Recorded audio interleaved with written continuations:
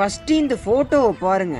போட்டோவை பார்த்துட்டு உங்களுக்கு என்ன தோணுது அப்படின்னு கமெண்ட் பாக்ஸ்ல சொல்லிடுங்க. ஓடுகிற தடகள போட்டியில கலந்துக்கிட்டு ஓடுவதற்கு ஸ்டார்ட் பண்ற ஒரு செகண்டுக்கு முன்னாடி உசைன் போல்ட் ஓடியதனால டிஸ்குவாலிஃபை பண்றாங்க. ஓடி தோல்வி அடைஞ்சா கூட பரவாயில்ல, நெக்ஸ்ட் டைம் ட்ரை பண்ணுவோம் அப்படின்னு மனசு பல நாள் பயிற்சிக்கு அப்புறம் ஒட்டுமொத்த கனவுகளை சுமந்து ஓட ஸ்டார்ட் பண்ணும்போது ஒரு செகண்டுக்கு முன்னாடி ஓடி டிஸ்குவாலிஃபை ஆகுற அந்த கஷ்டம் இருக்கே, அது எப்படிப்பட்டது? உசைன் போல்ட் அந்த செகண்ட்ல இந்த இடத்துல அவமானப்பட்ட நாம அதே இடத்துல எல்லாரும் நம்மள வேந்து பார்க்கணும் அப்படின்னு முடிவெடுத்து மனுஷன் ரொம்ப நாள் பயிற்சியில முயற்சியுடன் ஈடுபட்டு 2012ல அதே இடத்துல ரிட்டர்ன் வந்து நின்று எல்லாரையுமே ஆச்சரியப்பட வச்சு அதுக்கு மேல இனிமே எந்த ஒரு மனுஷனும் ஓட முடியாத அளவுக்கு ஓடணும்னு வெறியோட 9.52 செகண்ட்ல ஓடி ஒட்டுமொத்த அரங்கத்தையே அலற வச்சாரு. இதுல இருந்து உங்களுக்கு சொல்லக்கூடியது என்னன்னா, நீங்க எல்லாருமே போட்டியில கலந்துக்குங்க.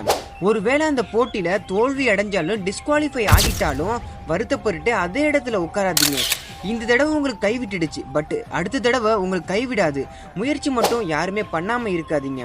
நெக்ஸ்ட் டைம் ட்ரை பண்ணுங்க. உங்களுக்கானது உங்களை தேடி மட்டுமே வரும், அது எங்கேயுமே போகவே போகாது. ஒரு டைம் இப்படி நடந்துருச்சு, ஸோ நெக்ஸ்ட் டைம் இதுதான் நடக்க போகுது, இப்படிதான் நடக்கும் அப்படின்னு யோசிக்காம நெக்ஸ்ட் டைம் இது மாதிரி நடக்க கூடாத அளவுக்கு என்ன பண்ணணும் அப்படிங்கறத நீங்க எல்லாருமே யோசிச்சு ட்ரை பண்ணுங்க. உங்களை தேடி உனக்கானது கண்டிப்பா வரும்.